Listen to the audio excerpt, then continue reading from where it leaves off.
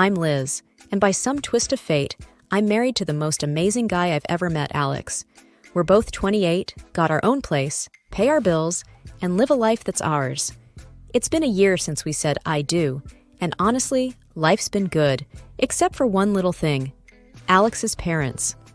Now, don't get me wrong, I never expected to be the daughter-in-law in shining armor, but I also didn't expect to be the family's unwanted guest. The day I met my in-laws, it felt like walking into a lion's den with a stake tied to my neck. My mother-in-law, Jane, had this way of looking at me, like she was trying to figure out if I was more of a nuisance or just plain boring. I could tell she had sized me up and found me lacking before I even had a chance to say hello. Alex had warned me about his mom. "She can be a bit much," he said, as we drove to their place that first time. "But don't take it to heart, okay?" I didn't. Or at least I tried not to. At dinner, I was passing the salt when Jane said, "You know, Stephanie used to cook such wonderful meals. Remember that risotto, honey?" She said to Alex, who just nodded, his jaw tight. "Yeah, I remember," he replied, not looking at me. I sat there, salt shaker in hand, feeling like I was invisible. They all talked about Stephanie as if I wasn't there. I felt a pang in my chest, but I swallowed it down with a smile. "Sounds like she was a great cook," I said, trying to seem unaffected.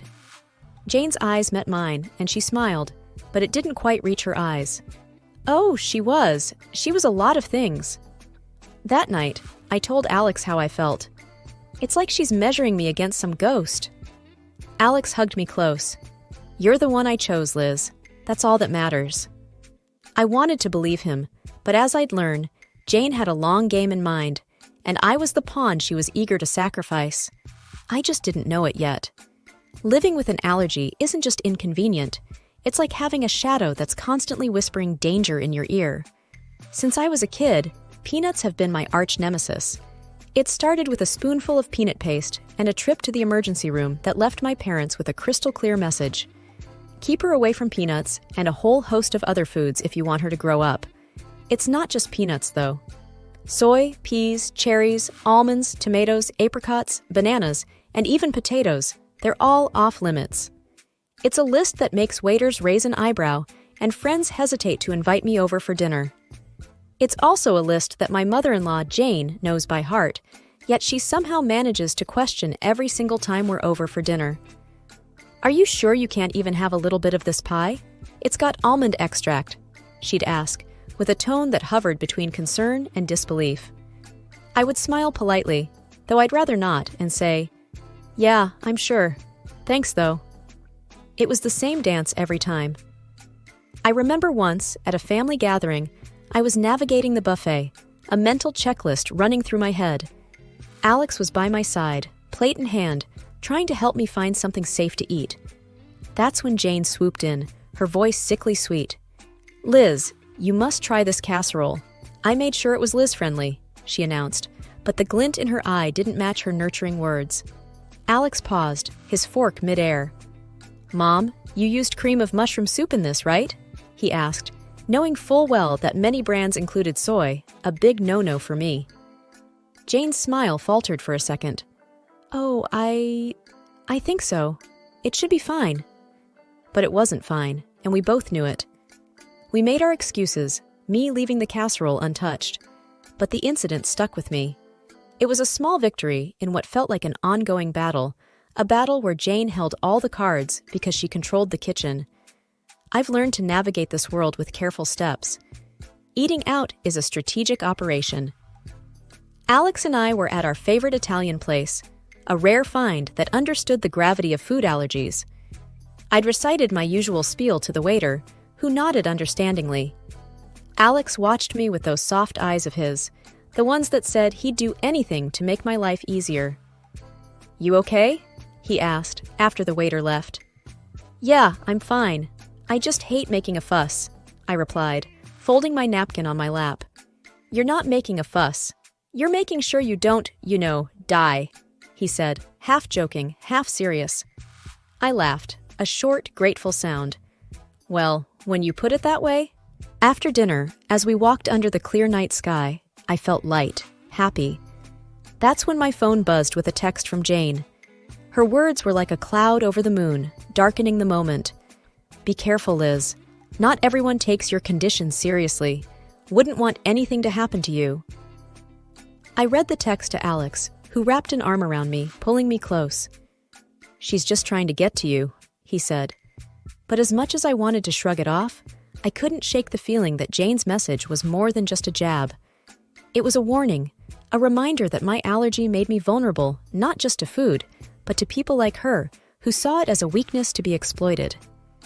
The rest of the walk home, I couldn't help but think about all the close calls, all the accidental exposures, and how easily something could go wrong. It wasn't just the peanuts, or the soy, or the peas. It was the realization that my allergy was more than a personal battle. It was a chink in my armor that someone like Jane could see as an opportunity. And that thought was scarier than any allergic reaction I'd ever had. Dinners at Jane's house were always a production, like a play where everyone knew their parts except me. I was the wild card, the one who could unintentionally cause a scene with a single bite. Alex tried to make it better, but there's only so much you can do when you're playing in someone else's home court. One particular evening, the tension was as thick as the gravy on the table. Jane was bustling around, placing dish after dish on the table. I sat there, my own plate empty, waiting to figure out what I could eat without a trip to the hospital.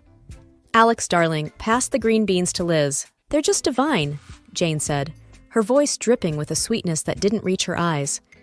I eyed the beans, but something seemed off. What's in them? I asked. Oh, just a touch of almond slivers for crunch, she said, waving a hand dismissively. I put my hand up, stopping Alex's reach. I can't eat those, remember? Almonds are a no-go for me. Jane feigned surprise, a hand to her chest. Oh dear, I must have forgotten. Silly me. Alex's chair scraped back as he stood up. Mom, this is serious. Liz could end up in the hospital. His voice was firm, edged with a frustration that made Jane's eyes narrow just a little. I just wanted to make something nice, she said. It's not my fault Liz has all these allergies. The room fell into an uncomfortable silence. The other relatives glanced around, forks paused midair, not sure where to look. I felt a flush creeping up my neck, embarrassed by the spotlight. Alex's dad, Mark, tried to break the tension. Let's just enjoy the meal, shall we? There's plenty Liz can eat. But the damage was done. The rest of the dinner passed in strained politeness, with Jane asking pointed questions about my allergies, as if she were taking notes for next time. Later, when Alex and I were alone, he apologized. I'm sorry, Liz. I should have double-checked everything before we came. I shook my head, tired of feeling like a problem to be managed. It's not your fault, but I'm starting to think your mom does these things on purpose. He didn't answer, and he didn't need to. We both knew the truth. Jane was serving up a side of malice with every meal, and I was the main course. I could always tell when Jane had been working on Alex. He'd get this distant look in his eyes, like he was seeing me, but also seeing through me, weighing her words against his own judgment. This particular evening, it was like a cloud had settled over him, and I knew it before he even said a word. Mom thinks we should consider... Well, she thinks we might not be thinking about the future enough, Alex muttered, not meeting my eye as he fumbled with the TV remote. The future? I asked, a sinking feeling in my gut. Yeah, kids and your health issues, he continued, the word issues hanging awkwardly in the air between us. I felt a tightness in my chest. She talked to you about my allergies again, didn't she? He sighed, setting the remote down. She's just worried, Liz. She thinks it's a lot for us to handle, especially if we want a family. I bristled. We've talked about this. I've managed so far, haven't I? And there are plenty of people with allergies who have kids. Alex ran a hand through his hair, a sure sign he was stressed. I know. It's just... She has this way of making me doubt things. The room was quiet for a moment, the tension thick. I watched him, this man I loved, wrestling with the seeds of doubt his mother had planted. Alex, do you doubt us? I asked, my voice barely above a whisper. No. He looked up, finally, his eyes clear and firm. No, I don't. I just hate that she keeps bringing it up. I hate that it makes us fight. I reached for his hand, our fingers intertwining. "We're not fighting. We're on the same side, remember?" He nodded, pulling me into a hug. "You and me against the world, right?" "Right," I said, but as I held him, I couldn't shake the feeling that Jane's words were like weeds, threatening to grow wild and choke the life out of the beautiful thing we had. And I knew then that it wasn't just my allergies that needed managing. It was the doubts that could seep into the cracks of even the strongest relationships. The news of my pregnancy came as a surprise, a happy one for Alex and me, a complicated one for everyone else. The day we announced it to his parents, Jane's reaction was like watching a robot trying to mimic human emotions.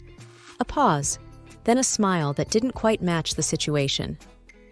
"We're going to have a baby, Mom," Alex said, his voice a mix of pride and caution as he gauged his mother's reaction. "That's wonderful," Jane managed to say, the words sounding foreign in her mouth. "We must have a family dinner to celebrate." I was skeptical. Celebrations at Jane's were never just celebrations, but I saw the hopeful look in Alex's eyes and agreed. The night of the dinner, the house was buzzing with relatives. Jane was the perfect hostess, floating from guest to guest with a grace that felt almost genuine. When she reached us, her smile was practiced. "Congratulations, Liz," she said. "This is such a joyous occasion." "Thank you, Jane," I replied, trying to match her formality. "We're excited." Alex wrapped his arm around my waist, a silent thank you for playing along. As dinner approached, I felt the familiar anxiety. A table full of food was a minefield for me, but tonight, I hoped, would be different. The table was a feast, dishes upon dishes laid out, and I felt every eye on me as I hesitated, my hand hovering over the options. "Go on, dear," Jane urged. "Eat up. You're eating for two now." I smiled weakly, choosing the safest options, vegetables and rice, plain and simple. But as I reached for a slice of bread, Jane stopped me. "Actually, maybe not that one," she said quickly. "I'm not sure if the baker used soy flour." I paused, bread in hand, and met her gaze. There was a flicker of something there. Concern, or was it a challenge? "Thank you for letting me know," I said, putting the bread down. But the warning bells were already ringing in my head. How did she know about the soy flour? It seemed too close a call, too perfect a save. The rest of the meal passed in a blur, congratulations mingling with the clinking of glasses. But I couldn't shake the feeling that Jane's hospitality was a veneer, and beneath it lay a trap, set and waiting for just the right moment. The family dinner in honor of our future baby was nothing short of a banquet. Jane had outdone herself, and there was a spread that would make a Thanksgiving dinner look modest. But my stomach was in knots, not from hunger, but from fear. Every dish was a potential hazard, a hidden enemy that could send me to the hospital, or worse. As we all took our seats, the chatter around the table was lively, filled with the usual family gossip and stories. Jane was at the head of the table, presiding over the feast like a queen in her court. She called everyone to attention with a gentle tap of her glass. "Before we begin, I just want to say how thrilled we are to be celebrating Liz and Alex's upcoming addition to our family," Jane announced, her voice steady and clear. There was a round of hear, hear, and applause. I forced a smile, feeling Alex squeeze my hand under the table. "Thank you, everyone," I said. "We're really looking forward to this new chapter in our lives." The meal began, and I tentatively picked at my food, choosing the simplest items. Alex watched me, his brow furrowed with concern. "You doing okay?" he asked quietly. "Yeah, just being careful," I replied, pushing a roasted potato around my plate. Jane's eyes were on me, and I felt like a specimen under a microscope. "Liz, you haven't touched your salad. The dressing is on the side, just as you like it," she said, her voice tinged with a forced cheerfulness. "Thank you, Jane. I'm just not much of an appetite tonight," I said, avoiding the salad that I knew could easily contain hidden allergens. As the dinner wore on, the tension grew. Every time Jane offered me something, my anxiety spiked. The room felt hot, the walls inching closer with each passing minute. Then came the cake. It was a beautiful confection, layers of sponge and cream that made the room ooh and ah. Jane cut a slice and handed it to me with a smile that might have been genuine if I hadn't known better. "For the mom-to-be," she said. I looked at the cake, then at Alex, then at Jane. "I really shouldn't," I said, "but it looks delicious." "Oh, come on, Liz. One little bite won't hurt. For the baby," Jane pressed, her voice sweet as the icing. That's when Alex's dad, Mark, stepped in, his hand swift as he knocked the plate from my hands. The cake tumbled to the floor, and a stunned silence fell over the room. "What the hell, Dad?" Alex exclaimed, his voice a mix of anger and confusion. Mark stood, his face pale but his voice firm. "I saw the label in the trash. That cake has peanut oil in it." The room erupted in chaos. Jane's face was the picture of shock, but her eyes gave her away. There was a flash of something there. Fear, maybe? Guilt? Alex stood, his chair clattering behind him. "Mom, did you know about this?"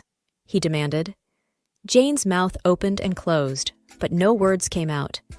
And in that moment, the truth was as clear as the danger that had been on my plate.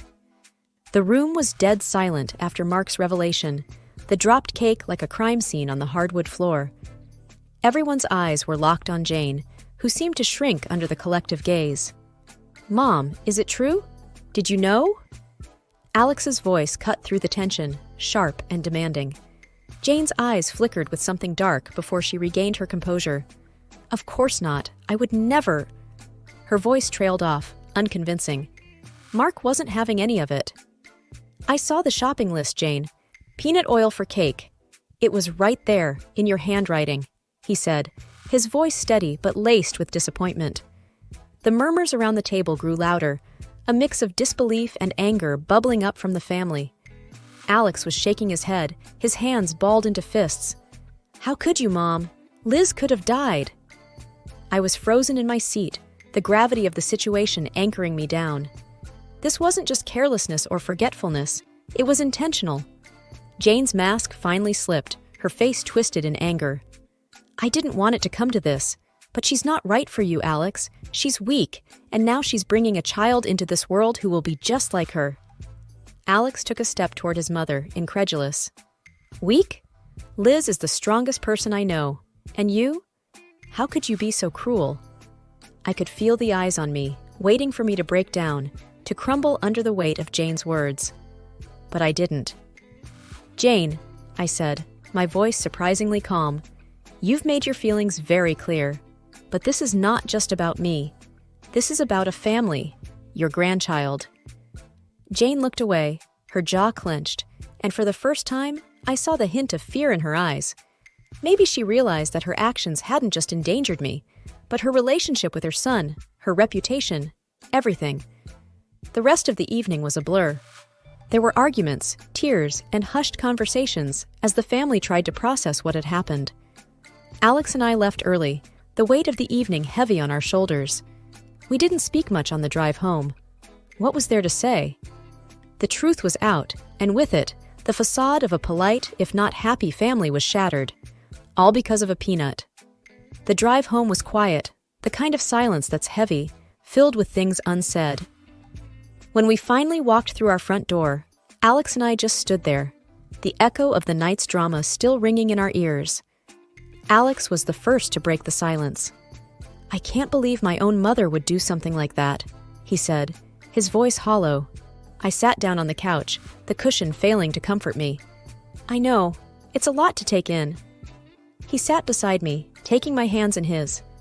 "I'm so sorry, Liz. It's unforgivable." I looked at him, seeing the pain in his eyes, and my heart ached. "It's not your fault, Alex. We couldn't have known she'd go this far." But the truth was there, hanging between us. Jane had crossed a line, and there was no going back. The family was in pieces. Some stood by us, shocked and appalled by Jane's actions, while others struggled to wrap their heads around the reality of the situation. The next few days were a whirlwind. Alex's phone buzzed constantly with messages and calls. Relatives wanted to express their shock, their support, their apologies. And through it all, there was a deafening silence from Jane. No apologies, no explanations, nothing. Alex finally broke the news to me a week later. Dad's left her. He can't get past what she did. He said it's been a long time coming. I wasn't sure how to feel. Relief, sadness, pity? And Jane? I asked tentatively. He said she's not handling it well. She's alone now, Alex replied, a twinge of something like regret in his tone. We sat in our living room, the walls we'd painted together, the furniture we'd picked out during countless trips to the store. It was our home, filled with our memories, our love. And outside, there was a storm brewing, one that threatened to uproot everything we knew. But in that moment, I realized that no matter what happened, we had each other. We were a team, about to bring a new life into the world, and that was what mattered. I love you, Liz, Alex said, pulling me close. I love you too, I whispered back. The fallout from that night would linger. The scars it left on our family would take time to heal. But as I looked at Alex, at the life we'd built, and the future we were about to embark on, I knew that we'd weather any storm together. And as for Jane, she was a chapter in our lives that we had closed, a story that we wouldn't let define us. From now on, it was just us, our baby, and the road ahead. Whatever it brought, we'd face it together. Past, and nowadays, no one cares about where you went to school. It's not even a topic of discussion. A week after being barred from work, Mila called me in. How does it feel to be unable to work? I felt like I was barely alive. Did Mila know that work was my passion? If she was deliberately taking it away from me, that would be the worst. She told me, being a middle school grad and incompetent, you're unnecessary at headquarters. Choose between being fired or demoted to a remote location. The lol. Then fire me. At that moment, I finally understood what Mila wanted. She wanted to drive me out of the company. That's why she took my work away and created an unwelcoming atmosphere for me. Thinking back, Mila was harsh on other employees who were also middle school grads. We were told every day how incompetent we were for being in headquarters. How much distress must everyone have been feeling? There were many victims besides me. Ever since Mila arrived, the company atmosphere has clearly deteriorated. It shifted from a friendly environment to one that prioritizes educational background. I remember when Mila asked me, "Why are there so many middle school grads here?" Well, I never really paid attention to it. I didn't know the educational backgrounds of my colleagues because I had no interest in it. So when she asked, all I could give was a vague response, and for that, I was scolded. It's no surprise you're not aware of it, given your incompetence. I'm sorry. Her look of disdain was infuriating. Who does Mila think she is? Could she say the Michael if she were a high school dropout? Besides, I wasn't allowed to work here anyway. If I can't do the job that gives me a sense of purpose, then there's no point in staying. Even if I were reassigned to a remote location, Mila would still be my boss. I absolutely didn't want to continue working under someone like her. Thank you for everything. You don't have to come back ever again. That's what I thought should be my line. I never want to work with someone like her again, let alone follow her orders, even if she is my boss. Mila is younger and lacks manners. There's nothing about her I respect. I completed the handover documents that day and left the company. Actually, since being harassed by Mila, I had seriously considered changing jobs. I believed that with my years of experience at this company, I could move to a different one. In fact, I had been progressing on things in secret from her. After leaving the company, I had a few places to stop by, so I quickly made my way home. After finishing my errands, I felt incredibly relieved, thinking I had finally said goodbye to that company. The next day, I got an unexpected call from Mila. Wondering what she could possibly want now made me angry, but this might be my chance to say what I've been thinking to Mila for the last time. I decided to take it positively. When I went to the company, Mila had a particularly gloomy look on her face. I wondered what was wrong, but I didn't really want to pry. What is this? Mila showed me the handover documents I had prepared the day before. Her face was very pale. Even seeing her like that, I couldn't feel worried. What's wrong? Is there a problem with these documents? I asked her calmly. Then she said, "Do you understand the meaning of all this?"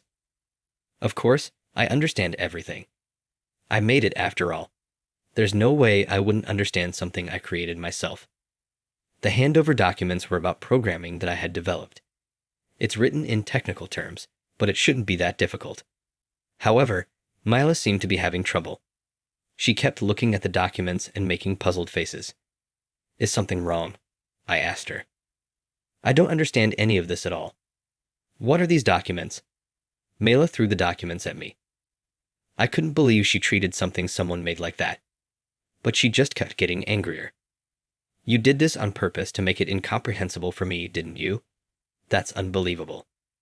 Anyone working with programming should understand it.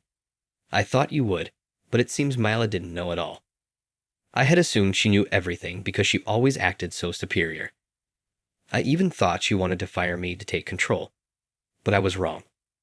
Mila didn't even understand the terminology, let alone programming. I started to get angry again. I was finally free from Mila and ready to start a new path, but here she was, troubling me again. You made it too complicated, so I had no choice but to call you in. If you don't understand, you should have said so earlier. I couldn't help but blurt out what I was really thinking. It's her fault for not knowing, always acting high and mighty. It's not my problem if she gets upset. This is the trouble with people who are too proud. Does she even realize what her role as department head entails? Whether you're a superior or a subordinate, if something is unclear, you should ask. But Mila probably couldn't bring herself to rely on her subordinates because she thinks too highly of herself. If she didn't want to ask me, why call me in? There are plenty of other employees. Why summon me specifically? Her pride is Everest-sized, and that's not a compliment. She's been harsh on those around her, so it's likely she couldn't bring herself to ask questions, which is why she called me, someone who had already left the company. But there seemed to be another reason too. Your way of speaking sounds so sarcastic. It had to be you, no one else, she said. Being relied on by Mila in such situations isn't pleasing. If she was going to rely on me, she should have just asked directly instead of letting me go. Why did it have to be me?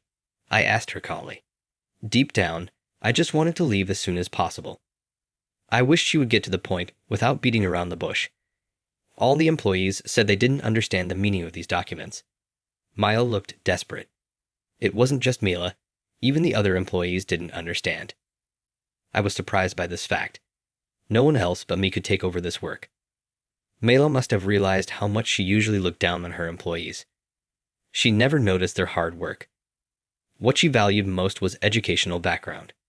She probably never cared about who was doing what kind of work, whether as a department head or even as a person. I lost my temper. So you called me back to this company because only I can understand it. Mila was hitting the desk, angry, even though this was all due to her usual negligence. Programming can be learned by adults if they put their mind to it. Some things require years of experience, but the basics should be understandable. Mila doesn't try to learn on her own and relies entirely on me. It's astonishing how she looks down on others, but when push comes to shove, she clings to them. Without me, the company's programming would be completely incapacitated. Did Mila even know my role in the company? I started to doubt it. She seemed only interested in herself, so she probably didn't know what I was doing, which is why she so easily took my job away using my education as an excuse. I'm sure the company was greatly inconvenienced during that period, likely suffering significant losses. But Mila didn't notice because she didn't know what my job entailed. I decided to ask her directly. Did you know what I was doing in the company? She immediately shook her head. It was just as I thought. I had no interest in what a middle school grad was doing. That's only natural, isn't it? Her defiance was incredibly infuriating, but I was no longer associated with this company, and dropping a bombshell now might just be fair game. Mila would be floored if she knew this. Suddenly, the situation started to feel amusing. It looked like I wouldn't be leaving the company premises for a while. I found myself enjoying the thought of striking back at Mila. I was in charge of all the company's programming. This was an undeniable fact. With years of experience, I managed the programming for the company. I was trusted by my peers and had many tasks that only I could handle. That's why I found my work fulfilling and wanted to stay with the company for a long time. Mila destroyed all of that. If I'm not needed, I'm the type to back down without any regrets. It's better for everyone if I'm in a place where I'm needed. So, I thought there was no longer any value for me here. I had made peace with that decision, and it hasn't changed. As expected, Maya looked like she was about to collapse when she heard my story. No way? You? You? The sheer volume of her voice took me by surprise, so much so that I was startled. It clearly showed how little attention she'd been paying inside the company. There was a mountain of work that only I could handle, but you didn't notice, did you? Mila nodded firmly. No wonder things went downhill after I joined the team. To think it was all because of you. It's infuriating. Mila always tries to pin the blame on someone else. It's not my fault. It's hers for taking my work away. Would any of this have happened if Mila hadn't become the department head in the first place? So, you didn't realize how crucial my work was to the company. I pressed, cornering her with my words. She yelled back, "You didn't say a word about it." And to think that nobody else knew either. I wondered if she was losing her mind.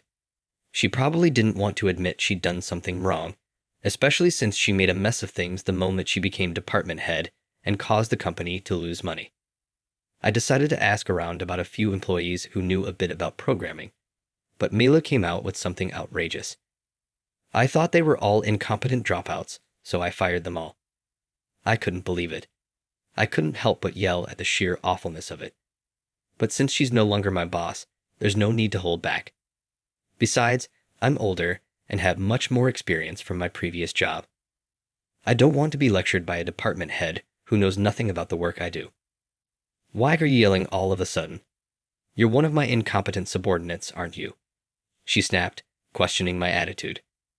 But being yelled at by someone like her doesn't scare or bother me anymore. I just want to talk back to an ignorant and incompetent department head. She should fully realize her own disgrace. She's the least suitable person for this company, and she needs to reflect on the foolish things she's done. However, Mila resisted more than I expected. You've been looking down on me all along, haven't you? You did this on purpose because I wasn't aware of your work, didn't you? I shook my head instinctively. There's no benefit in frigging someone like Mila. Besides, I thought I was on top of everything at work, so it's Mila who's at fault. But I didn't get a chance to fight back. Your silence must mean it's true, huh? You want to put all the blame on me, she accused. It's not that I'm silent by choice. Mila has been going on a monologue, completely disregarding others. With the way she talks, I don't think anyone can get a word in edgewise. That's probably why the employees she fired couldn't resist and ended up quitting. As someone who was also fired, I couldn't help but feel a lot of sympathy. While I was sighing, Mila came back with more retaliation. You think you're so important, but you're mistaken. Isn't she the one who's mistaken? I've never thought of myself as important, and that's better than her way of thinking. I finally got a chance to talk back, but it seemed like my words didn't reach her ears. Isn't it true that the whole mess started because you never spoke up in the first place? And yet, I'm the one who's been living a nightmare. This person always wants to blame someone else. If you had explained the job from the start, I wouldn't have fired you, she said. I couldn't believe what I was hearing. After all the times I've been belittled, now this. The company's loss is my loss too, and it all happened after I became the department head. Maya looked down and sighed. In the end, she only thinks about what's a loss for her. I feel foolish for even momentarily hoping that Mila recognized my work. If it had been beneficial for her, I would have been fired and simply bid farewell. Life just doesn't go smoothly, does it? Just my luck to become the department head at this time. Now Mila began to limit her bad luck. Because I became the department head, I had to deal with a middle school grad. This has taken a toll on my mental health. How are you going to take responsibility for this?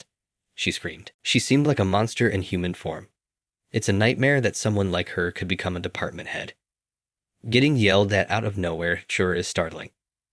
I couldn't help but retort to Mila, even though now seemed like the worst time to rub her the wrong way. I couldn't contain my anger toward Mila. What do you know? Do you have any idea what I've gone through as a department head? From my perspective, Mila seemed quite satisfied with her work. Her subordinates always complied, and the employees she wanted to fire were at her mercy. It was like the company was subject to Mila's dictatorship. The moment things started going south, everything became a source of dissatisfaction for her. Then, out of the blue, Mela made an absurd suggestion. You should just come back to the company. Then everything will work out, right? What? After all the bullying and hurt she caused, now she says I should come back. Who would agree to such a ridiculous proposition? For the first time in a long while, I found myself shouting from the bottom of my heart.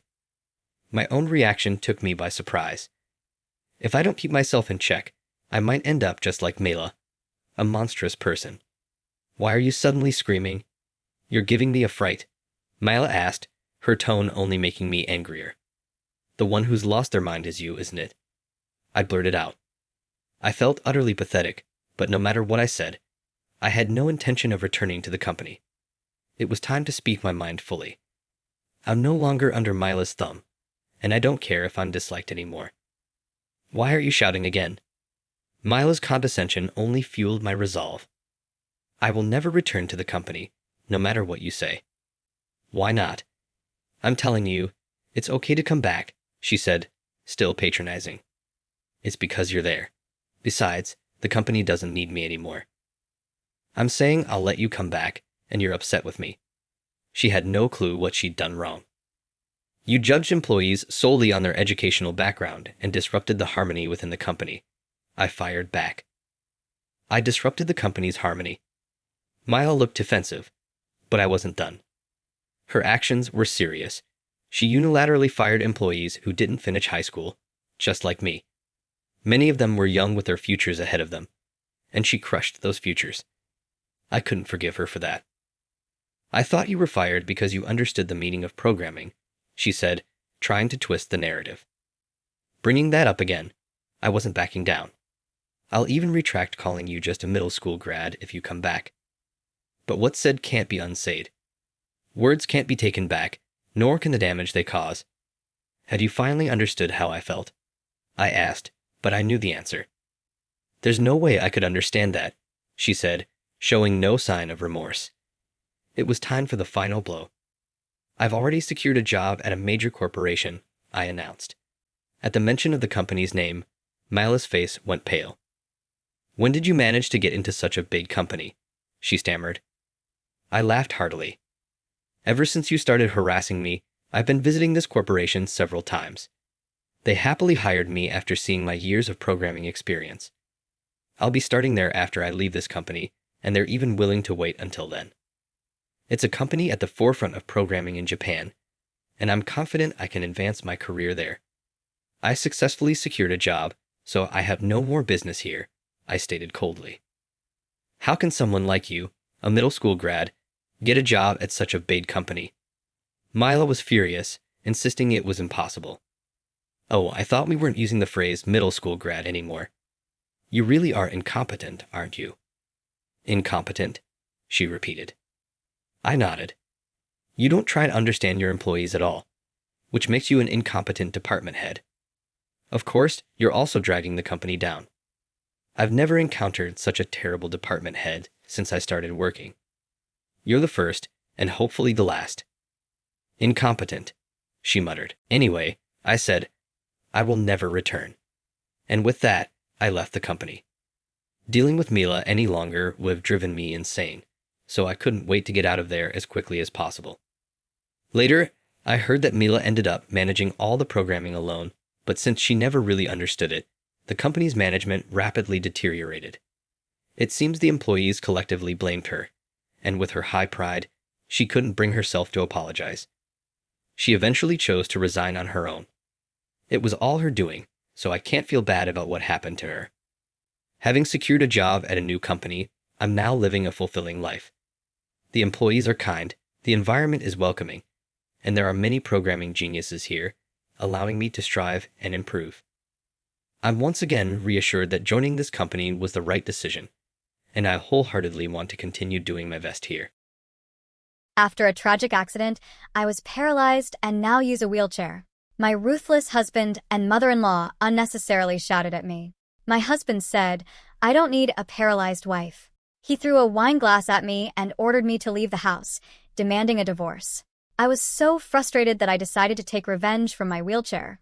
Within a few months, they both found themselves on the street, begging for help from me. I'm Dorothy Green, and my life changed dramatically 6 months ago. At 34, I thought I had it all figured out. I had a loving husband, David, a decent home, and I was running my own online retail business from the comfort of my house in Atlanta, Georgia. But everything crumbled after the accident. It was an ordinary Wednesday. The sun was shining, and I had just wrapped up a new batch of orders for my online shop. I felt proud of my little venture. I was excited about a new design I had just launched, and business was booming. I remember sitting at my kitchen table, packing up the orders and daydreaming about the future. David came home from work that day, and we shared dinner, laughing and talking about our day. But that night, everything changed. I remember stepping outside to take a breath of fresh air. It was one of those moments where you feel on top of the world, you know? But as I took a step down from the porch, I misjudged the distance. My foot slipped, and before I knew it, I was tumbling down the stairs. The pain shot through my body like a lightning bolt, and in an instant, my life was turned upside down. After the fall, I woke up in a hospital bed, the sterile smell of antiseptic filling my nose. I felt a heavy weight on my legs. Panic surged through me as I realized I couldn't move them. Doctors delivered the devastating news. I had sustained a spinal injury, and I would be paralyzed from the waist down. I felt my world closing in. The days that followed were filled with therapy sessions and emotional turmoil. David visited every day at first, but I could see the change in him. He was no longer the supportive husband I once knew. The looks of sympathy turned to pity. I could sense the frustration in his voice as he tried to help me. "You're so strong, Dorothy," he would say, but I could hear the strain beneath his words. The longer I remained in the hospital, the more distant he seemed. I desperately wanted to believe he was still by my side, but doubt crept in. When I was finally discharged, I returned home to live with David and his mother, Linda. My mother-in-law was a retired woman in her late 50s who never shied away from expressing her disdain for housework. I had always sensed her disapproval, but now, with my new limitations, it felt magnified. At first, I tried to adapt. I made sure my online business was running smoothly, relying on help from friends and family to manage my tasks. I thought David would be there to support me, but I soon realized he was overwhelmed. He would come home from work, exhausted and frustrated, taking it out on me. "Why can't you do anything for yourself?" he snapped one evening. It was a simple question, but it cut deep. I stared at him in shock. "David, I'm trying my best," I replied, feeling tears well up. "This isn't easy for me either. You need to pull yourself together, Dorothy. We can't keep living like this," he said, his voice raised. I felt as if I was being crushed under the weight of his expectations. Linda, who stood in the doorway, didn't help. She crossed her arms, giving me that disappointed look I had seen so many times before. "You were always the one who took care of the house, Dorothy. Now look at you," she said, shaking her head. "David deserves a wife who can do her part." Those words felt like daggers. I was still the same person inside, but it seemed no one could see that anymore. I could feel the walls closing in around me, and I knew I was becoming a burden. I tried to push those feelings aside, focusing on my work. I had my online business to think about, and I was determined to make it thrive. But the pressure mounted. I could sense the change in David. He grew more resentful every day. One evening, he came home, his face flushed with anger. "Just leave me alone," he yelled as I tried to ask about his day. I shrank back, my heart racing. "David, what's wrong?" I asked softly, hoping to break through his frustration. But he didn't answer. Instead, he stormed into the living room, and I could hear Linda whispering to him, fueling his anger. I sat in my wheelchair, feeling like an outsider in my own home. I watched as David paced back and forth, his agitation growing. When he finally turned to me, I could see the hurt in his eyes. "I can't do this anymore," he spat, throwing a wine glass across the room. "I don't want a paralyzed wife in this house." His words hit me like a slap in the face. I felt the tears streaming down my cheeks as he declared he wanted a divorce, his voice full of venom. "Leave, Dorothy. Just leave." In that moment, I felt my heart shatter. I had never felt so alone. The very man I loved had turned into someone unrecognizable. It was as if I had become a ghost in my own life. I watched as he stormed out, slamming the door behind him. I was left in a cold, empty room, shattered and defeated. That night, as I lay in bed, I realized something had to change. I was done being the victim. I would not allow their betrayal to define me. It was time to reclaim my life, to seek revenge on the people who had pushed me into this dark corner. With a newfound determination, I began plotting my comeback. I knew I had the skills to turn my online business into something bigger. I wouldn't just survive, I would thrive. But first, I needed to break free from the chains of betrayal that bound me. The next day marked the beginning of my transformation, and I swore to myself that I would make David and Linda regret their choices. I would rise from the ashes, stronger than ever. Little did I know, this journey would lead me to places I never imagined, pushing me to my limits and testing my resolve. But I was ready to face whatever challenges lay ahead. The days that followed my confrontation with David were a blur of emotions. I felt a storm brewing inside me, anger, determination, and a fierce desire for revenge. I knew I had to reclaim my life, starting with my business. I had always been passionate about my online retail venture, and it was time to channel that passion into something powerful. The morning after David left, I woke up early. The sun was just peeking through the blinds, casting a warm glow across my bedroom. I took a deep breath and rolled my wheelchair to my desk, where my laptop sat. I had always loved creating, and now I had to focus on building something that would not only sustain me, but also prove my worth to myself, and to those who doubted me. I started by revisiting my business plan. I had always operated in a small space, mostly selling handmade crafts and personalized gifts. But now I envisioned something bigger. I wanted to expand my inventory, reach new customers, and, most importantly, find a way to market my products effectively. I contacted my friend Diane, who had worked in marketing for years. I remembered how she had always been supportive of my dreams, even when I felt lost. "Dorothy, is everything okay?" Diane asked, her voice concerned as I explained my situation. I could hear the sympathy in her tone, but I didn't want pity. I needed action. "I need your help to revamp my business. I want to make it bigger than ever," I said, my voice steady with determination. "Of course. I'll be right over," she replied. When Diane arrived, I could see the excitement in her eyes as I shared my vision. We brainstormed for hours, mapping out a new strategy that included new product lines and a comprehensive marketing plan. "I think you should focus on a theme that highlights resilience," Diane suggested. "You've been through so much, and people will connect with your story." I nodded, inspired. "Yes. I want my products to reflect strength and empowerment." With her help, I redesigned my website, giving it a fresh, modern look that captured the essence of my new direction. We created compelling content that showcased my journey and my dedication to building a thriving business. I was surprised at how much energy I had. Each new idea sparked excitement within me. In the weeks that followed, I immersed myself in my work. I spent long hours developing new products, working on my branding, and reaching out to potential suppliers. I even enrolled in online courses to sharpen my marketing skills. I felt empowered, and every small victory fueled my ambition. Meanwhile, life at home continued to unravel for David and Linda. I heard through friends that David was struggling to find a job after his company went bankrupt. The once confident man I knew was now a shadow of his former self. Linda, too, faced mounting pressure as the family's financial situation worsened. They had to sell their house and move into a cramped, run-down apartment, and I felt a flicker of satisfaction at the thought. One day, while I was deep in my work, I received a call from Diane. "Dorothy, I've been hearing about David and Linda," she said, her voice laced with concern. "They've fallen on hard times. I don't want to worry you, but they might be reaching out to you soon." I took a deep breath, considering her words. Part of me felt guilty, but another part relished the idea of them coming to me for help after how they had treated me. "I'm ready for whatever they throw my way," I said, my voice steady. "I've worked too hard to go back now." As my business began to thrive, I felt a renewed sense of purpose. I was no longer the victim. I was a survivor, determined to take control of my destiny. Each sale, each positive review, and each message from happy customers reinforced my resolve. One evening, as I was reviewing sales figures, my phone buzzed with an incoming message. It was from an unknown number. My heart raced as I opened it, recognizing Linda's name. "Dorothy, we need to talk. We're struggling, and I don't know where else to turn," the message read. A mixture of emotions washed over me: anger, disbelief, and a strange sense of satisfaction. They had pushed me to the edge, and now they were seeking my help? I stared at the screen, contemplating my response. Finally, I typed back, "I'm not in a position to help you, Linda.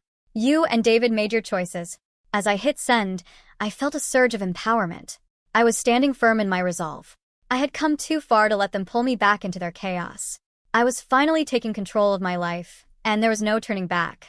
With every day that passed, I felt stronger, more determined to succeed. Little did I know, this was just the beginning of my journey, one that would lead me to unexpected places and test my resilience in ways I never imagined. But for now, I was ready to embrace my new life and the challenges that lay ahead. As my online business continued to grow, I couldn't shake the feeling that David and Linda were lurking in the background, waiting for an opportunity to reach out. I had built a life for myself, and I wasn't about to let them disrupt my newfound peace.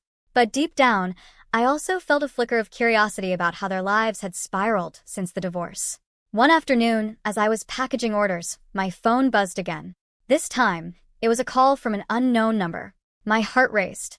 I hesitated, but then I answered. "Hello," I said, trying to keep my voice steady. "Dorothy, it's Olivia," came the voice on the other end. I hadn't spoken to her since the divorce. "Olivia, what's up?" I tried to sound casual, but I was already bracing myself for whatever was coming. "I'm calling because, well, it's about David and Mom," she said, her voice shaky. "Things aren't going well. They really need your help." I leaned back in my chair, the weight of her words sinking in. "What do you mean? What happened?" "David lost his job, and Mom can't keep up with the bills. They're in a really bad spot," Olivia admitted. "They had to sell their house, and now they're living in a tiny apartment. Please, can you just think about it?" I felt a mix of emotions, sympathy for Olivia, but also a sense of satisfaction. They had made their choices, and now they were facing the consequences. "Olivia, I appreciate you reaching out, but they pushed me out of their lives when I needed support. I can't just forget that." I know, but please, just hear them out." "I'm worried about them," she pleaded. "Maybe if you talk to them, you could find a way to help." After hanging up, I stared at my reflection in the window. Did I want to help them? Part of me wanted to say no, but another part wondered if confronting them could bring me closure. Maybe it was time to face the ghosts of my past. That evening, I decided to call Linda. The moment I heard her voice, a wave of memories washed over me. The hurtful comments, the looks of disdain. But I steeled myself. "Linda, I got a call from Olivia. She said you need help," I said, my voice calm but firm. "Yes, Dorothy. I never wanted it to come to this," she replied, sounding defeated. "David is struggling, and I don't know what to do." "Maybe you should have thought about that before demanding a divorce," I shot back, unable to hide my resentment. "You treated me like a burden. Why should I help now?" "I know I was wrong," Linda admitted, her tone softer. "I let my anger cloud my judgment.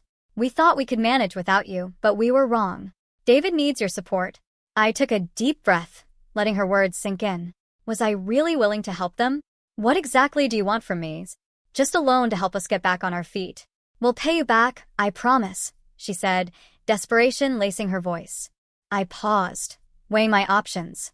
I had worked hard to build my life, and I didn't want to jeopardize my success. But the thought of them struggling tugged at my heart. "I'll think about it," I finally said, trying to sound noncommittal. "But I'm not making any promises." The next day, I found myself wrestling with my thoughts. I had the power to help them or to turn my back completely. I wanted to remain strong and not fall into the trap of old emotions. Days turned into a week, and finally, I decided to pay them a visit.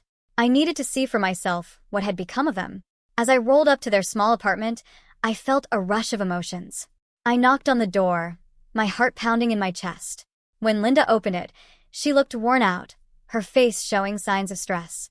David stood behind her, and the moment our eyes met, I could see the regret in his gaze. "Dorothy," he said, his voice low, "thanks for coming." I took a deep breath, preparing for the conversation ahead.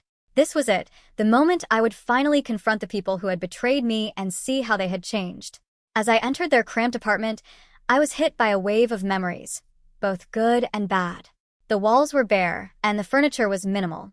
David and Linda looked like shadows of their former selves. David, once confident and proud, now wore a look of defeat. I felt a strange mix of pity and satisfaction as I took in the scene. "Thanks for coming, Dorothy," Linda said, her voice shaky. "We really appreciate it." I nodded, trying to maintain my composure. "Let's cut to the chase. You called me because you need help, right?" David shifted uncomfortably. "Yes, things have been rough. I've applied to several jobs, but nothing has come through. Mom can barely pay the bills, and we're struggling to keep the lights on." Why didn't you think about all this when you were pushing me away? I asked, my tone sharper than I intended. You both made it clear I was a burden. Linda looked down, clearly ashamed. I know. I regret everything. I let my frustrations take over. We thought we could manage, but the reality hit hard. I took a deep breath, forcing myself to remember why I was there. What exactly do you want from me? David hesitated, glancing at Linda before speaking. We're asking for a loan. Just enough to get us back on our feet. We'll pay you back as soon as I find a job. Do you realize how much I've struggled to get where I am? I shot back, my anger bubbling to the surface. You both made it clear I wasn't welcome in your lives. Why should I help you now? We were wrong, Dorothy. I see that now, Linda said, her eyes pleading. I understand if you don't want to help, but things are dire for us. As I listened to their desperate pleas, I felt a flicker of sympathy for them. But I also recognized that this was a chance for me to stand firm in my self-worth. I had worked too hard to rebuild my life to let them back in without conditions. I'll consider it, I said finally, deciding to buy some time. But this isn't just about the money. You need to understand what you did to me, how it felt to be treated like a burden. David nodded, looking remorseful. I'm sorry, Dorothy. I didn't mean what I said back then. I was angry, and I took it out on you. I realize now how much I hurt you. Words are easy, David. Actions matter more, I replied, holding his gaze. If I do help you, it will come with conditions. You both need to take responsibility for your actions and prove that you've changed. I understand, Linda said quietly. We'll do whatever it takes to show you we're serious about making amends. I left their apartment that day with a heavy heart, but a sense of empowerment. I had confronted the people who had betrayed me and had the power to help or walk away. Over the next few weeks, I mulled over my decision. I eventually agreed to give them a loan, but only on the condition that they committed to financial counseling and actively seek employment. I wanted them to understand the value of hard work, just as I had learned it myself. As they took steps to improve their situation, I watched them grow more determined. David eventually found a job, and Linda started helping out at a local community center. It was rewarding to see them trying to rebuild their lives, but I also felt a sense of distance. They were no longer a part of my life in the way they once were, and I was okay with that. My business continued to thrive, and I embraced my independence. I had learned the hard way that betrayal can be a catalyst for personal growth. In facing the ghosts of my past, I found my strength and resilience. Looking back, I realized that I wasn't just a survivor of my circumstances. I was a warrior, ready to take on whatever challenges life threw my way. The journey had changed me, and I was finally free to live life on my own terms, thriving in a world I had rebuilt from the ground up. After my dad's funeral, when everyone was talking about who gets what from his money and stocks, my brother-in-law, who's married to my sister Kelly, suddenly said that all of it, including $5 million, should go to Kelly, the oldest sibling. My sister and brother-in-law were happy, but the lawyer told them they couldn't just decide that. My name's John Watson. I'm 42, work in sales, and have a wife and 2 kids. My dad owned a big part of a company, and even though he was old, he still worked. My sister Kelly, who's older than me, has always been a bit of a problem for our parents with her bad behavior. She's now in her middle years, still doesn't have a steady job, and just lives her life however she wants. I've never really liked her, so I've always kept my distance. Then when she turned 50 out of the blue, she brings home this guy and says, "I'm getting married." The guy, Chris Adams, is younger and good-looking, but he's pretty lazy and not very pleasant. My sister starts asking Dad for money for the wedding, like it's no big deal. She blows through the cash real quick and then has the nerve to ask for more, which really upsets Dad. She figures she'll inherit everything eventually, so why not? I just watch her with a cold stare. Less than a year after she gets married, Dad has a heart attack while playing golf and passes away a few days later. It hits me hard, and I feel really sad. The sudden news of Dad's passing shocked all his friends, and our phones wouldn't stop ringing with condolences. But I couldn't just sit there and cry. I took charge, helping my stunned mom with all the arrangements for the funeral. As usual, my sister was nowhere to be found. Off doing her own thing. After the funeral, utterly exhausted, Mom and I finally got a chance to catch our breath. But the very next day, a lawyer showed up at our door to talk about Dad's will. Mom and I already knew what was in it, but my sister and her husband barged in, clueless about the whole thing, and dropped a bombshell. All of Dad's stocks and the $5 million inheritance will go to my wife, the oldest daughter. So hands off. Mom and I were speechless at their audacity. We did it, Kelly. Now we're set for life, cheered my brother-in-law, fist pumping with joy. The lawyer, clearly surprised, spoke up. Hold on a minute. As my sister glared, the lawyer gave them a stern look and said, Kelly, you're not entitled to any inheritance. My sister and her husband were stunned, protesting. That can't be right. Kelly's the oldest daughter, she should get everything. It was clear my brother-in-law had been banking on that inheritance, assuming my sister would get it all. Their expression shifted as the lawyer spoke softly. Did you not know Kelly is not Mr. Watson's biological child? Suddenly, my sister's face paled, her eyes darting to our mother. Mom! Our mother wore a complex expression. While I had always known my sister was a half-sibling, it seemed she had been kept in the dark. She began shaking our mother, almost frantic. Mom, what does this mean? Kelly, you're from my previous marriage. Our mother muttered, shaken by my sister's grip. My sister, who had often teased me about being the favorite child, now wore a stunned expression. But as she was legally adopted, she should still have inheritance rights. My brother-in-law interjected, his voice rising. Isn't that so, Kelly? Yes, that's what I thought, my sister replied, but our mother shook her head. There had been no legal adoption. Both my sister and brother-in-law seemed incredulous. That can't be. I'm the oldest daughter, even Dad said so. My sister's anger turned towards me.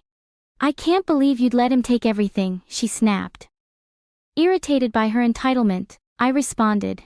After all the support Dad gave you, you still say that. Be quiet on his rightful heir. My sister and brother-in-law protested. But what's wrong with a father supporting his daughter? I sighed, feeling the weight of the situation. While it's normal for parents to support their children, my sister had been using my father's money to settle debts and deal with various troubles. Mrs. Watson-John, who had been silent until now, suggested, why don't we let Kelly see the will too? The will? I have no idea about that, my sister panicked, although it was her own fault for not paying attention. Dad wanted us all to discuss the will's contents when he made it, but my sister brushed it off and went out to play instead. When I pointed this out, my brother-in-law gave her a fierce glare. What were you thinking? This was important. Faced with the question of what to do next, they agreed to hear it. The lawyer then revealed Dad's will, stating clearly that the inheritance was for me and my mother. It also explained why Dad didn't adopt my sister initially. He intended to, but he grew disappointed with her behavior towards me, her half-brother, and her reckless spending as she got older. So, I actually have no inheritance rights. Realizing this, my sister was stunned. What now? Suddenly my brother-in-law raised his voice, accusing. You lied to me. You said you had money. His demeanor turned aggressive, leaving my mother and sister shocked, but I wasn't surprised. My brother-in-law had often shown his greed, perhaps he even married my sister for her money. Kelly, don't come back until you've got some money, he commanded. Wait, Chris, what do you mean? I thought I was going to be wealthy. What a letdown. Roughly pushing past my sister, my brother-in-law stormed out of the room. Left behind, my sister glared at us, her face red with anger, and cried out to our flustered mother. Mom, why didn't you have me adopted? It's not fair that only you get the inheritance. I should have gotten something too, but you didn't handle it right. This is awful, Mom. She sobbed, making a scene. I was taken aback by her outburst, but the lawyer seemed unfazed, perhaps accustomed to such drama. Why does he get everything? My sister's eyes filled with anger as she lunged at me, shouting, it would have been better if you were never born. I thought to myself that even if I hadn't existed, Dad would likely have made the same decision, given my sister's character. Before I could say anything, the lawyer calmly intervened. Kelly, if you continue like this, it will involve the police. Making my sister flinch, possibly recalling her past shoplifting incidents. Kelly, our mother called out, tears in her eyes. 6 months had passed, and the inheritance proceedings went smoothly without any hiccups, though my sister and brother-in-law grumbled for a bit. The lawyer's efficient management left them with no room to meddle. My mother dated my sister some money, but I refrained from commenting on it. What bothered me most was their sudden disappearance with the funds, displaying their blatant gold-digging behavior, which left a sour taste in the mouths of our relatives who were aware of the situation. One day I took my mother, wife and daughter out for a meal. Thanks to my wife's suggestion, my mother, who had been somewhat withdrawn since Dad's passing, seemed more cheerful in the company of her adorable granddaughter. "Hey Mom, why don't you come live with us?" I proposed. "But you know Kelly might drop by sometimes. She only shows up when she needs money, right? Don't be too accommodating with her." My mother hesitated. Her reluctance was understandable given that my sister is her biological daughter. Plus, if our family moved into the family home, my sister might stir up trouble again. Respecting her concerns, I simply asked her to think it over as I drove towards the family home to drop her off. As we pulled up, we noticed lights on in the supposedly empty house. It wasn't the time for the helper to be there, so maybe my sister had returned with that in mind. I parked the car in the garage. "Let's pop in for a quick coffee," I suggested as we stepped out of the car and headed towards the entrance.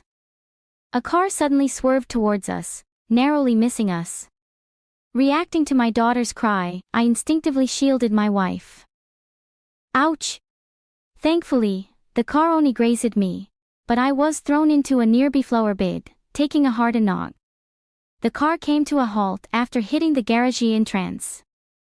"Are you all right, honey?" My wife and daughter rushed over to help me up, while my mother stood trembling at the entrance, understandably shaken. Panic ensued. I was rushed to the hospital by ambulance and had to stay overnight. Later, I learned that the driver was Chris Adams, my brother-in-law. He claimed to the police that he mistook the accelerator for the brake, but I doubted his explanation. When my mother and sister visited me in the hospital, my sister looked at me coldly and remarked, "You're surprisingly resilient, aren't you?" I couldn't help but think that if I had been seriously injured, my mother would have inherited everything. "Too bad for you," I said with a smirk. My sister visibly tensed. "You were counting on it, weren't you?"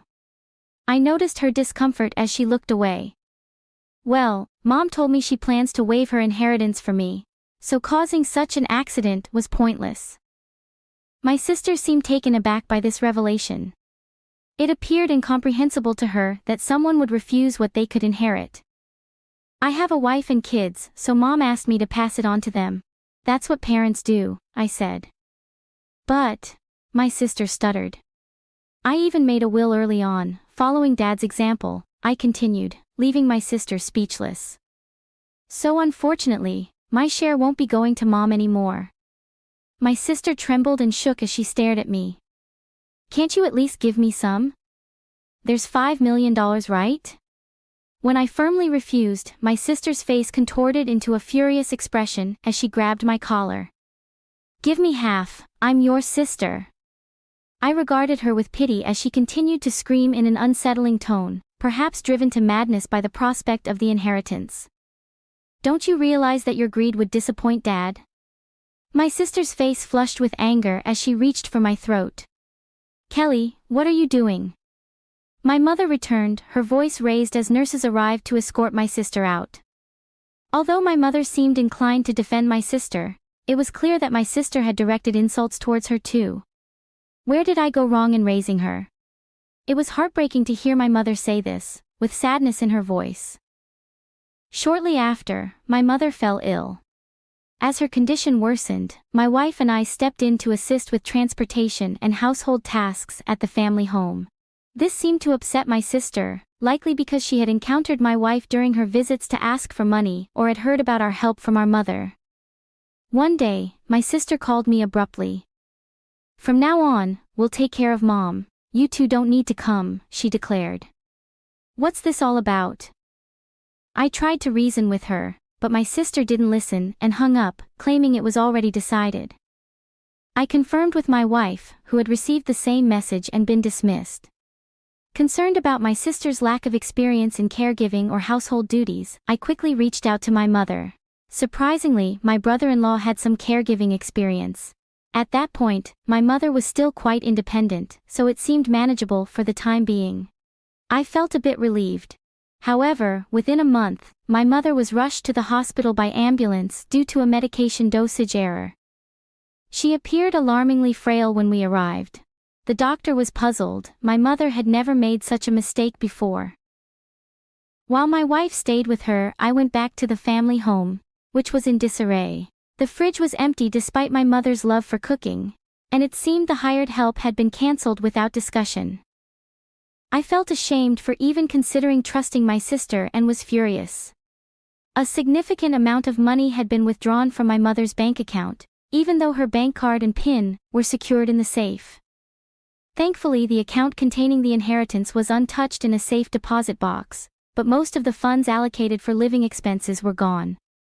I gathered essential items for my mother's hospital stay along with her bank card and returned to explain the situation to her. "Did Kelly?"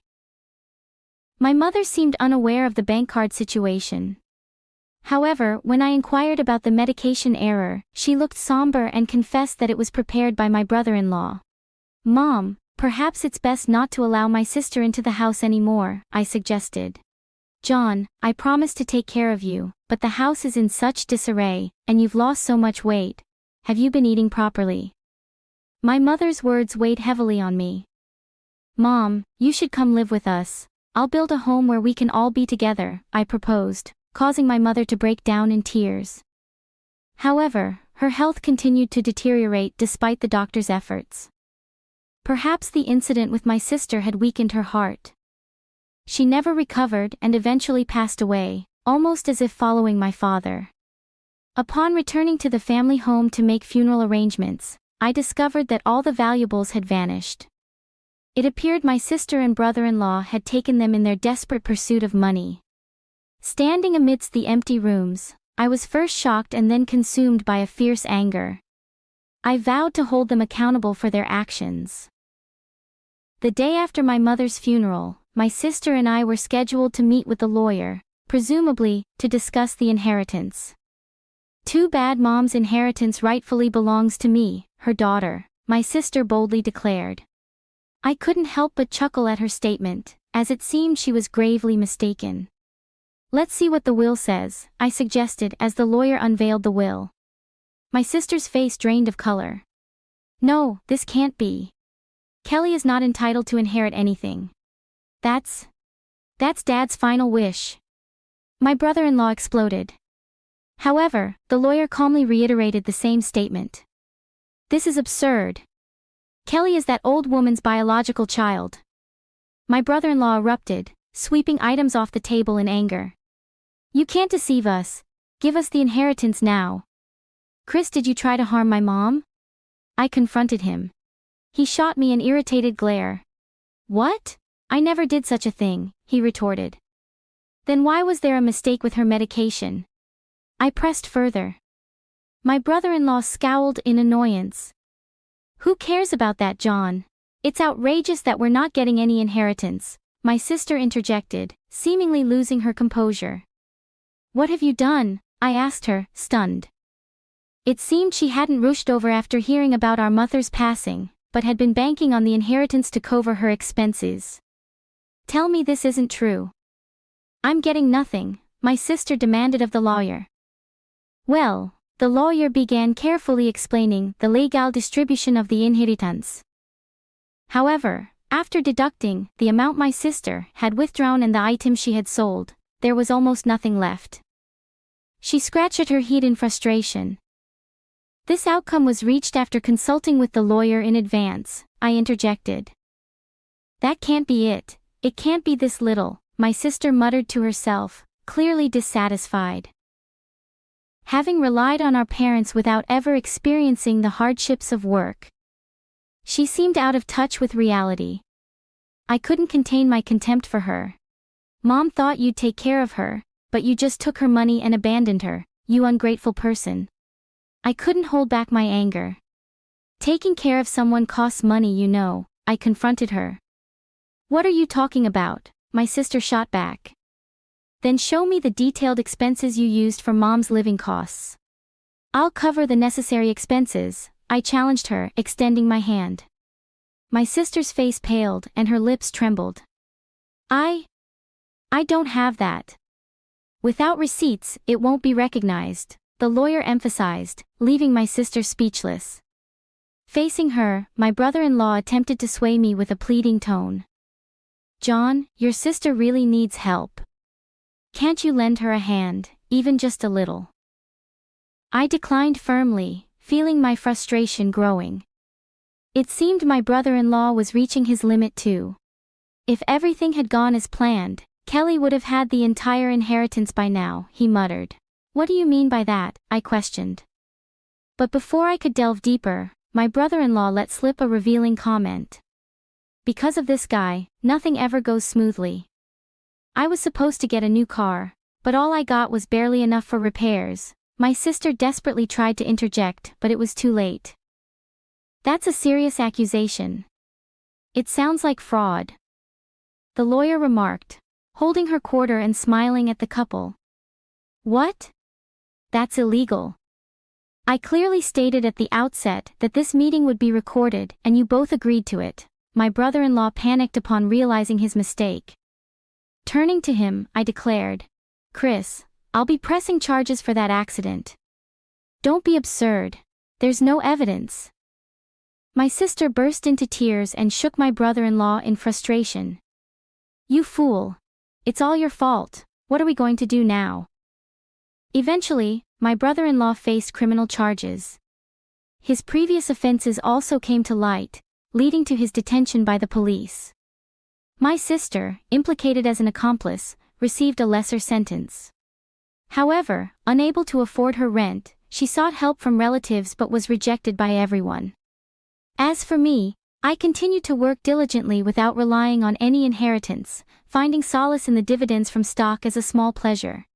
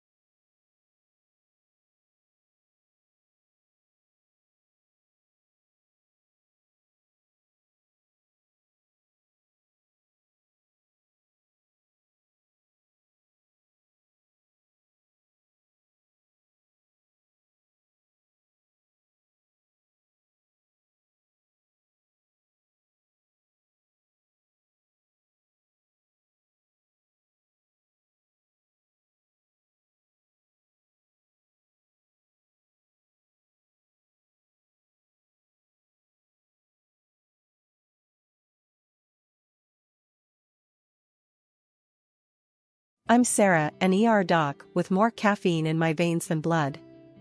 My life's a blur of beeping machines and 3 a.m. code blues. Social life? What's that? Tonight, though, my friends weren't having any of my excuses. You're coming out with us, Sarah. End of discussion, Jess declared, her voice leaving no room for my usual "I'm too busy" line. So, there I was, shoved into a dress I forgot I owned, standing awkwardly at a loud party packed with strangers, mostly younger than me. The bass from the speakers made the glasses on the makeshift bar rattle. It was the kind of scene I'd usually avoid like the plague, but Jess was on a mission. Loosen up, Sarah. It's just a party, not a freaking exam. Jess nudged me with her elbow, handing me a drink that looked like it could glow in the dark. I don't know, Jess. This isn't really my scene, I murmured, scanning the room. It felt like stepping into another world where the stress of the ER didn't exist. Give it an hour. If you're miserable, we'll bail. Fair? She bargained. Before I could argue, someone bumped into me, sloshing my drink down my front. Shit, I'm sorry, a voice exclaimed. I looked up, ready to unleash a hospital-grade scowl, but stopped short. The guy was about my age, tall, with an easy smile and a helpless shrug. I'm a klutz, he confessed, his eyes crinkling in amusement at his own clumsiness. It's fine. It's just a drink, I replied, my irritation fading faster than I expected. I'm Alex. And you are? He extended his hand, still smiling. Sarah. And a bit damp now, thanks to you, I joked, surprising myself with how quickly I warmed up to his demeanor. Let me make it up to you. Can I buy you another drink? One that stays in the glass this time? Alex offered. I hesitated, glancing at Jess, who was practically bouncing with excitement. Go on, she mouthed. Sure, why not? I found myself saying. Alex beamed and led the way to the bar. So, Sarah, what do you do when you're not being assaulted by drinks at parties? Alex asked as he handed me a safer choice this time, a glass of red wine. I patch people up. I'm a doctor, I answered, taking a sip to hide the nerves I didn't expect to feel. Wow, that's intense. I sell construction materials. It's as exciting as it sounds, he played along. But hey, it pays the bills and doesn't involve blood, so I'm not complaining. We found a quieter corner, away from the thumping bass, and talked more. He was easy to talk to, no pretenses, just straightforward chatter. He didn't flinch at my ER stories, and his anecdotes about mishaps at construction sites were unexpectedly hilarious. As the night wound down, Alex pulled out his phone. Can I get your number? I mean, if you want to grab coffee or something less wet, he chuckled.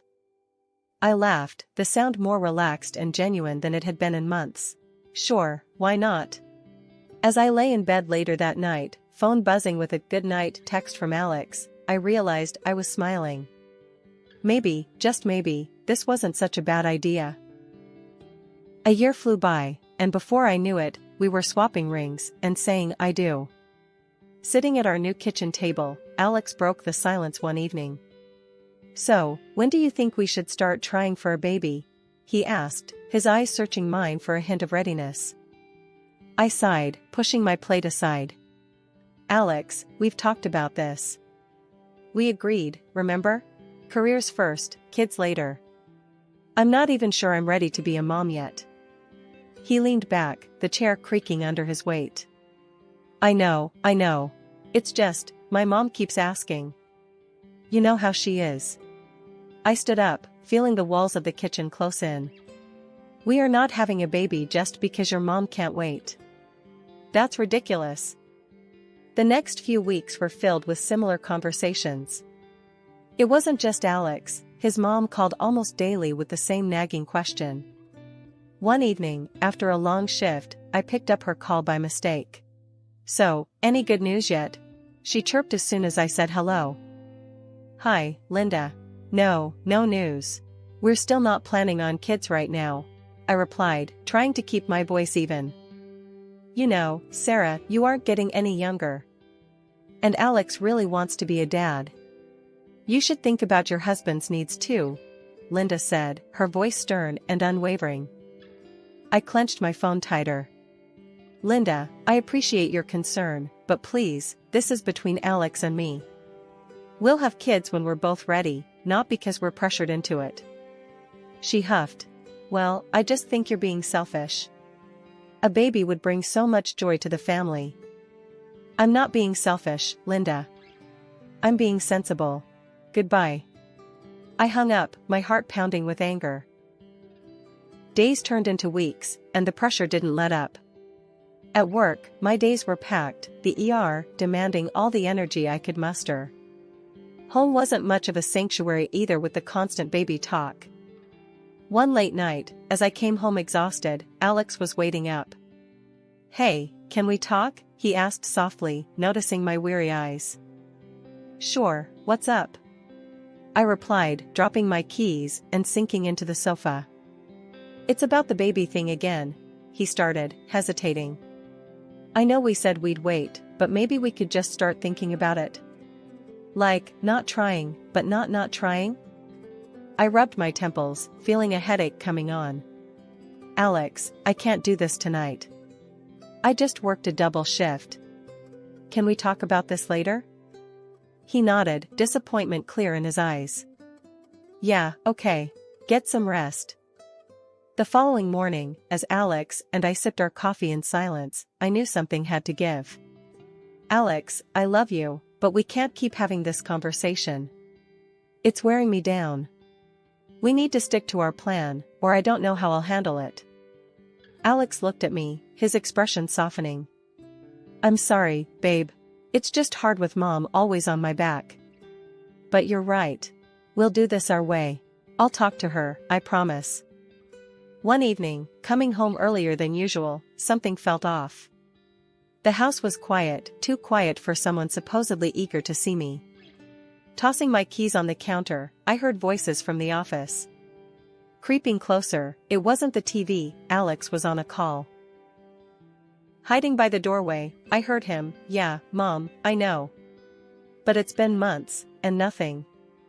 No, she still thinks she's taking her birth control. The floor felt like it dropped from beneath me. My heart pounded so loud, I was sure he'd hear it. You replaced them, right? That was his mother's voice, tinny, but clear from the speakerphone. Yes, like I told you. Just vitamins now. If she's not pregnant soon, maybe there's something wrong with her. Alex replied, a casual toss of life-changing deceit. I couldn't breathe, let alone move. When I finally stepped into the room, Alex jumped, fumbling the phone. Sarah, you're home early. Cut the crap, Alex. What did you just say? My voice was ice, each word sharp enough to cut. Alex's face went through 50 shades of panic. Look, we want a family, right? And you said later, but later when? I thought maybe if things just started to happen, you'd. You messed with my meds, Alex? You played with my body like it's some kind of test run? I was screaming now, too loud, too raw. He tried to reach out, probably for comfort, but I slapped his hand away. Don't touch me. You and your mother plotted behind my back, treating me like I'm some broodmare? It's not like that, Sarah. It's just, I want a kid so bad. And Mom, she's always on about it. I thought if you got pregnant, you'd be happy. Happy? I was nearly breathless with rage. You decided to trick me into being happy? We need to calm down. Let's just sit and talk about this. We can fix it, Alex pleaded, his voice a mix of desperation and stupidity. There's nothing to fix, Alex. You broke us. You broke everything. I grabbed my coat, storming past him, his apologies just noise in the chaotic storm inside me. Family means everything to me, so despite the betrayal, I agreed to meet Alex halfway. We needed to clear up any doubts about our health, especially since he'd been messing with my birth control. We decided to get checked out at the clinic where I work, which made me feel a tad more in control of the situation. The day we went in for testing, the clinic was quiet, familiar. I felt my colleagues' curious eyes on us, but they respected my privacy. After the tests, the wait for the results felt like an eternity. Alex tried to make small talk, maybe to ease his guilt, but I just couldn't. When the results came in, I was alone in my office. I opened the envelope with a mix of fear and hope. My results were clear, no issues at all. Then I looked at Alex's. My heart sank reading the words, male infertility due to a physiological issue. It meant that all along, the problem wasn't me, and all his accusations and manipulations were for nothing. I needed a second opinion, just to be absolutely sure. I called up my friend Mara, a reproductologist. "Hey, Mara, can you look over some test results for me? It's important." Mara met me for coffee, and I handed her the documents discreetly. She reviewed them quietly, her expression serious. Finally, she looked up. "Sarah, these results are conclusive. Alex can't father a child. I'm really sorry." The news was a relief and a weight all at once. I thanked her and walked back to the clinic in a daze. How was I supposed to break this to Alex? He wanted kids so badly, he'd deceived me. But telling him he was the reason for our childless marriage felt like kicking him when he was down. So, I made a decision. That evening, as we sat in our living room, the setting sun casting long shadows, Alex turned to me, anxious. "So, what did the tests say?" I looked at him, my heart heavy with the secret I was about to keep. "We're both fine, Alex. There are just some minor issues, nothing we can't handle. We just need to keep trying." He exhaled, relief washing over his face, and I felt a pang of guilt for the lie. "That's great, Sarah. I was worried.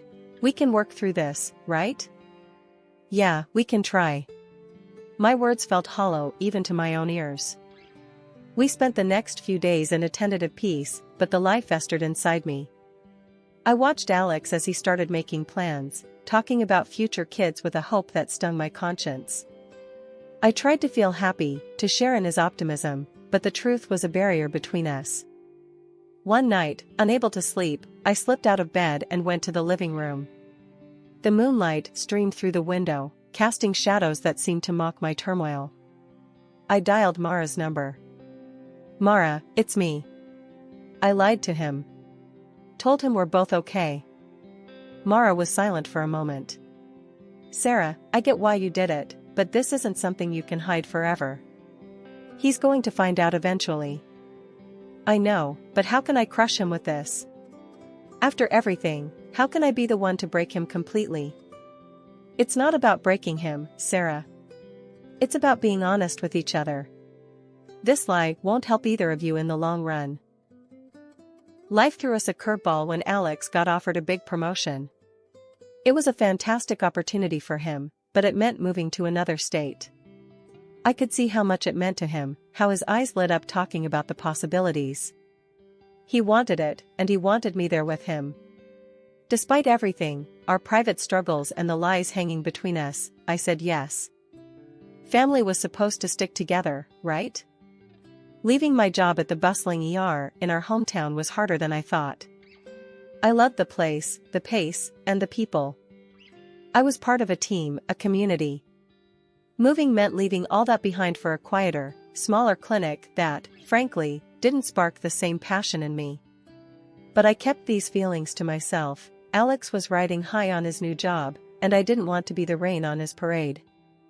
Our new life in a new city was different. I landed a job at a private clinic.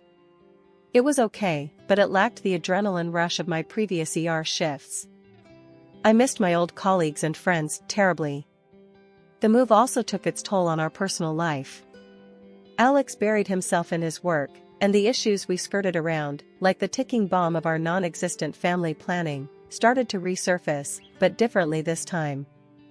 Every month, like clockwork, Alex's mom would ring him up to ask if there was any good news. I wasn't privy to their conversations, but I could see the change in Alex afterward. He grew more distant, more sullen. One evening, after one such call, he let it all out on me. "We're not getting any younger, Sarah. You're a doctor. Shouldn't you be able to sort this out? Figure something out? His words were like slaps, harsh and blaming. I was setting the table for dinner, and his words made me pause, hands trembling slightly. Alex, that's not fair. You know it's not that simple. He scoffed, tossing his phone on the couch. What's not fair is you not doing enough. Maybe if you were home more, instead of always at your new job, things might be different. That's not how it works, and you know it. Being at home more isn't going to change our situation. I shot back, frustration boiling over. His ignorance, or was it denial, about our real issues was maddening. He turned away, muttering something under his breath about how maybe a better doctor would have fixed it already. I wanted to scream, to tell him the truth about his own condition, but I bit my tongue. Telling him wouldn't just hurt him, it could shatter whatever was left of us. So, I swallowed the truth, along with my anger, and kept the peace. As the months turned into a year, and then two, the pattern continued. Alex started staying late at work, often going away on weekends. His excuse was always the same: I don't want to sit at home alone waiting for you to finish work. Each time he said it, it stung. It felt like an excuse, a way to avoid facing our reality together. I spent many nights alone, wondering if the gap between us was growing too wide to bridge. Our wedding anniversary was supposed to be a milestone, a celebration. I decided to make it special, despite the growing distance between Alex and me. I took a few days off, booked a cozy hotel, and planned a surprise dinner at one of the nicer restaurants in town, thinking maybe, just maybe, we could rekindle something. The day came, and I was a bundle of nerves, mixed with a bit of excitement. I left work early, got dressed up, and headed home to pick up Alex so we could start our evening together. But when I got there, the house was empty. No note, no text. Nothing. I called him, no answer. I tried not to panic and called again. Still, nothing. That's when I remembered the tracking app we both casually used to keep tabs on each other's whereabouts. I pulled up the app, hesitating for a moment, before I tapped the screen. There he was, not at work like he said he'd be, but at some restaurant across town. A part of me hoped, ridiculously, that he was planning his own surprise. Maybe this was some elaborate setup? Clinging to this hope, I caught a taxi and headed to the address on the app. I arrived at the restaurant, my heart pounding in my chest. I walked in, scanning the room until I found him. There he was, sitting in a dim corner, but he wasn't alone. Across from him was a woman, blonde, laughing at something he said. My stomach turned as I watched him reach out and touch her hand, his smile wide and genuine in a way I hadn't seen in months. I stood there, frozen, as he leaned closer to her, whispering something that made her laugh again. That's when he did it, reached over and gently stroked her stomach. It was a small gesture, but it told me everything I didn't want to know. Feeling like I was going to be sick, I backed out of the restaurant. Once outside, I let the cool evening air hit my face, trying to collect my shattered thoughts. I should confront them, make a scene, something, but I couldn't. Instead, I got into the taxi, my hands shaking, and told the driver to just drive. As we moved away, my mind raced. All the late nights, the weekends away. It wasn't just work. It was her. Maybe it had always been her. Suddenly, I remembered the clinic results then, how they said Alex was infertile. A bitter laugh escaped me as I realized the absurdity of the situation. His mistress couldn't be pregnant by him.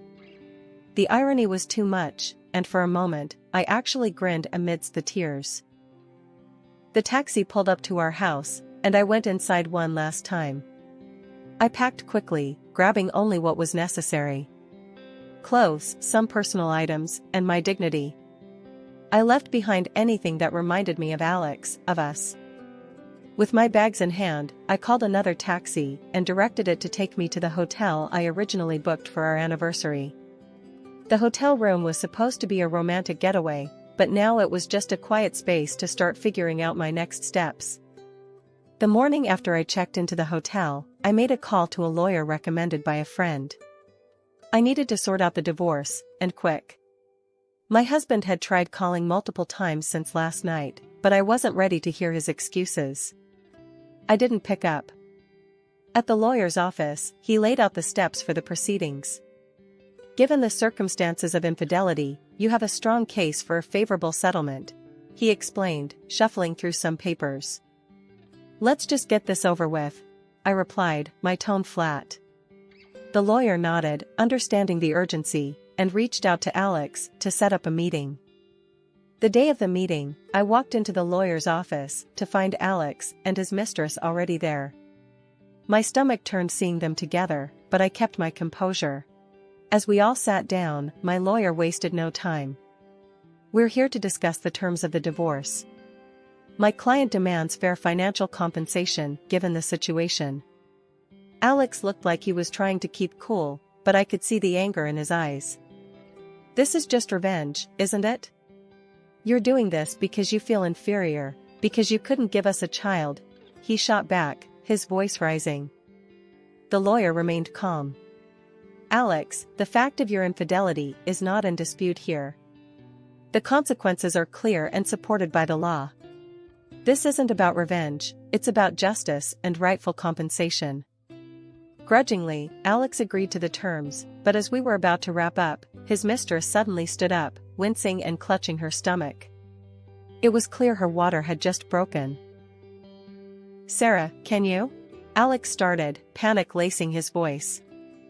She needs a hospital, not me, I said sharply, standing up. I'm not the person you should be asking for help. Nevertheless, chaos ensued, and we all ended up rushing to the hospital with her. At the hospital, the scene was hectic as she was whisked away to the delivery room. Hours later, the news came, she had given birth to a healthy baby boy, but the child was clearly not Alex's. He was black, and both Alex and his mistress were white. Stunned, Alex turned to me, confusion written all over his face. Sarah, is this some sort of mistake?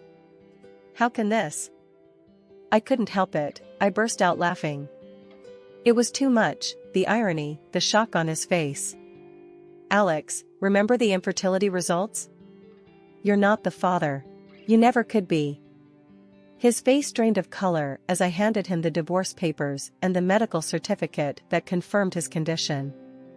As he read the documents, reality hit him hard.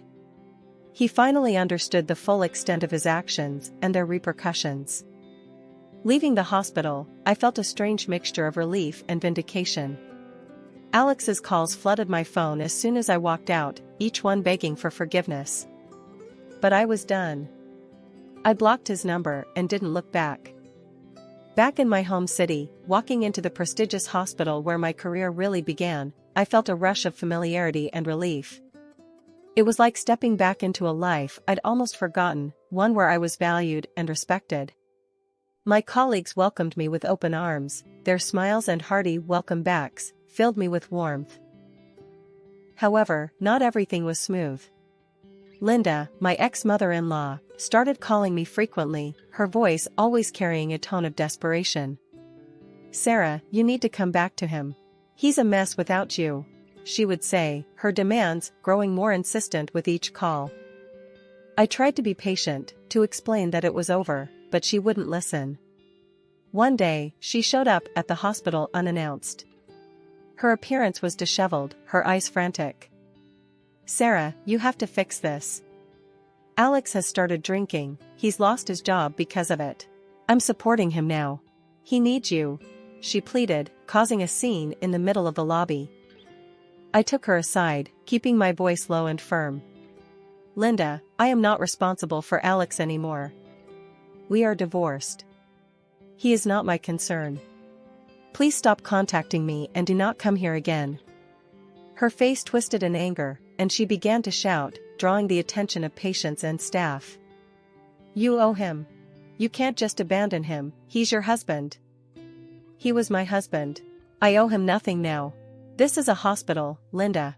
You need to leave, or I will call security, I responded, my patience finally wearing thin. She continued to argue, but I walked away, signaling to one of our security officers who promptly began to escort her out. When she resisted, I didn't hesitate, I called the police. Despite the drama, life got better day by day. I reconnected with old friends and made new ones. I was involved in some groundbreaking projects at the hospital, and my work was fulfilling. The respect from my colleagues and the gratitude from my patients reminded me daily why I loved this job.